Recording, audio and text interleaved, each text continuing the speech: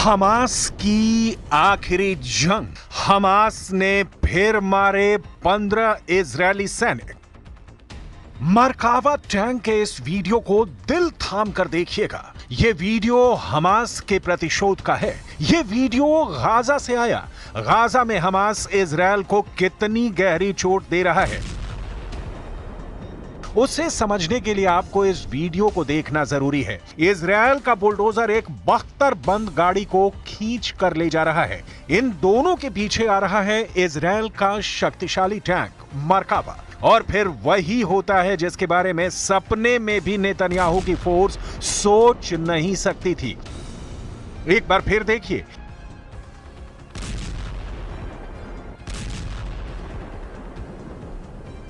करीब 800 टैंक और बख्तरबंद गाड़ी तबाह होने के बाद भी इजरायल गाजा में लड़ रहा है। यही है हमास की वो अदृश्य ताकत जिसके सामने इजरायली फोर्स बेबस नजर आ रही है। सिनवार को मार दिया, हमास के सैकड़ों बड़े कमांडरों को मिट्टी में मिला दिया, गाजा को खंडहर बना दिया, लेकिन हमास अभी भी जिंदा है।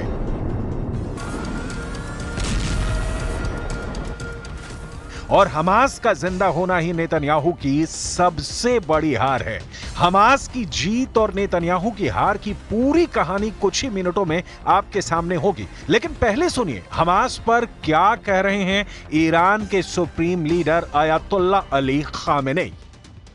بله شخصیت برجسته و مهمی مثل جناب سید حسن نصرالله یا جناب ستاش صفی الدین و امثال اینها در بین اونها نیستند، اما खामेनेई ईरान से 1800 किलोमीटर दूर ऑपरेशन कर रहे हमास के लिए दुआ कर रहे हैं।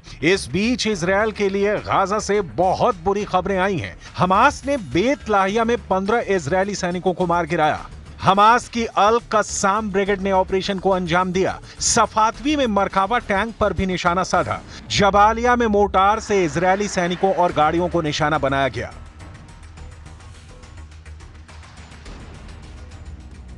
अब टैंक उड़ाने वाले हमास और हिजबुल्लाह के नए नए खतरनाक वीडियो लगातार वायरल हो रहे हैं। कुल मिलाकर इजरायली बख्तरबंद वाली ब्रिगेड इस वक्त दहशत में है। मरकावा टैंक और नेमर बख्तरबंद गाड़ियों का गाजा के अंदरूनी इलाकों में टहलना भी आसान नहीं है।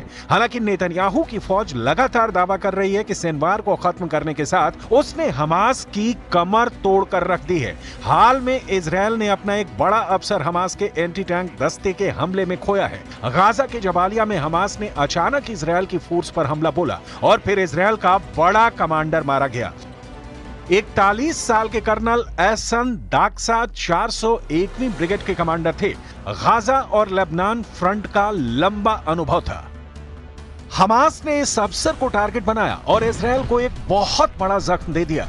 गाजा के जबालिया में इजरायल का मरकावा टैंक घूम रहा था, तभी हमास के एंटी टैंक दस्ते ने मरकावा टैंक पर थर्मोबैरिक रॉकेट से हमला किया। इसी दौरान वहां खड़े कर्नल एहसन दाक्सा और उनके 2 और अफसर बुरी तरह से घायल हो गए। सबको फौरन रेस्क्यू किया गया, लेकिन इजरायल की फौज कर्नल एहसन दाक्सा को बचा नहीं पाई। היום בהיתקלות בצפון רצועת עזה, במרחב ג'באליה, נפל מפקד חטיבת השריון 401, אלוף משנה אחסן דקסה, ונפצעו מפקד גדוד באורח קשה ושני קצינים נוספים באורח קל. המפקדים נכנסו לשטח בטנקים ויצאו מהם לטובת תצפית. במהלך התצפית נפגעו מהפעלת מטען כשהם מחוץ לטנק. इसमें कोई शक नहीं कि गाजा से आ रहे ऐसे बहुत से वीडियो ने इजरायल के पावर सेंटर में तहलका मचा दिया है। क्या ऐसे वीडियो अब नेतन्याहू की फौज में नया डर पैदा कर रहे हैं? क्योंकि जो धमाका है उसमें ना सिर्फ इजरायल का टैंक फट रहा है, बल्कि इजरायली सेना की ताकत वाली छवि भी चकनाचूर हो रही है। गाजा ही नहीं, दक्षिण लेबनान में चल रहे ग्राउंड ऑपरेशन में इजरायल को कई झटके लगे हैं और यही नेतन्याहू के लिए बहुत बड़ा चैलेंज बन चुका है। उनके विमानों ने आसमान से बमबारी करके तो हिजबुल्लाह को घुटनों के बल पर ला दिया है, लेकिन ग्राउंड ऑपरेशन में इजरायल को बहुत बड़े झटके लगे हैं, क्योंकि दक्षिण लेबनान और गाजा दोनों जगह से इजरायल के लिए बुरी खबरें आ रही हैं।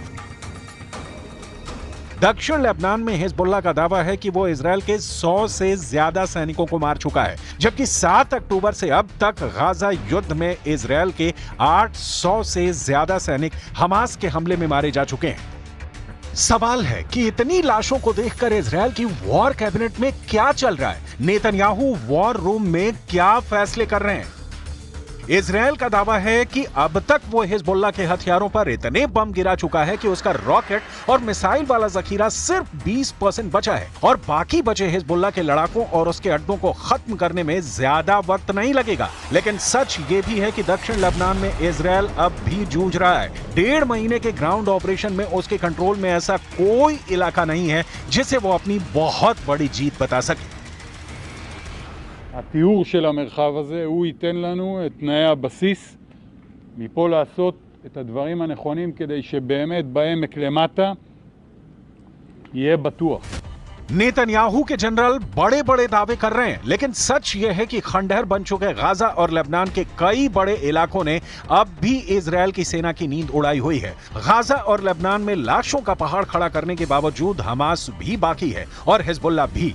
इजराइल के लिए मैसेज साफ है, लेबनान और गाजा में जितने इजरायली टैंक फट रहे हैं, ऐसे हर धमाकों के साथ साबित हो रहा है कि हिजबुल्लाह और हमास कमजोर नहीं हुए हैं। नसरल्लाह और सिनवार के मारे जाने के बावजूद दोनों की ताकत बरकरार है। एक तरफ लेबनान में ग्राउंड ऑपरेशन में इजराइल की सेना लगातार हमले झेल रही है, तो दूसरी तरफ गाजा में इजराइल के टैंक और बख्तरबंद गाड़ियां रोज फोड़ी जा रही हैं। बेंजामिन नेतन्याहू की सेना ने पूरे गाजा को मिट्टी में तब्दील कर दिया है और बेरूत का भी यही हाल है। दक्षिण लेबनान में तो हिजबुल्लाह के छापामार लड़ाकों ने इजराइल को फंसा कर रख दिया है। इजराइल के नए रक्षा मंत्री इजराइल काट्ज दावा कर रहे हैं कि हिजबुल्लाह हार चुका है, लेकिन दूसरा सच यह भी है कि दक्षिण लेबनान में इजराइल की फौज अब भी ग्राउंड ऑपरेशन कर रही है। बेरूत पर अब भी बम गिराए जा रहे हैं। क्या लेबनान में नेतन्याहू का युद्ध वाला मकसद पूरा हो चुका है? इस सवाल के 5 जवाब हैं जो नेतन्याहू को बहुत ज्यादा परेशान कर सकते हैं। इसकी पूरी गारंटी है। पहला जवाब, हसन नसरल्लाह के इजराइल के हमले में मौत हो चुकी है। उत्तरी इजराइल में अब भी हिजबुल्लाह के बम फट रहे हैं।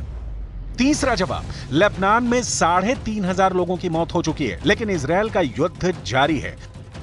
चौथा जवाब, 1.25 महीने बाद भी इजराइल का लेबनान में ग्राउंड ऑपरेशन चल रहा है।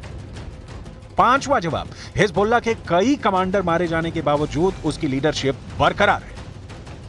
با قوت و قدرت تداوم داره، هم در لبنان هم در غزه و فلسطین. این مجاهدت ها قطعاً به دنبال خود پیروزی حق را، پیروزی جبهه حق را. अब इजराइल से आई इन तस्वीरों को देखिए। इजराइल में लगातार नेतन्याहू के खिलाफ प्रदर्शन हो रहे हैं।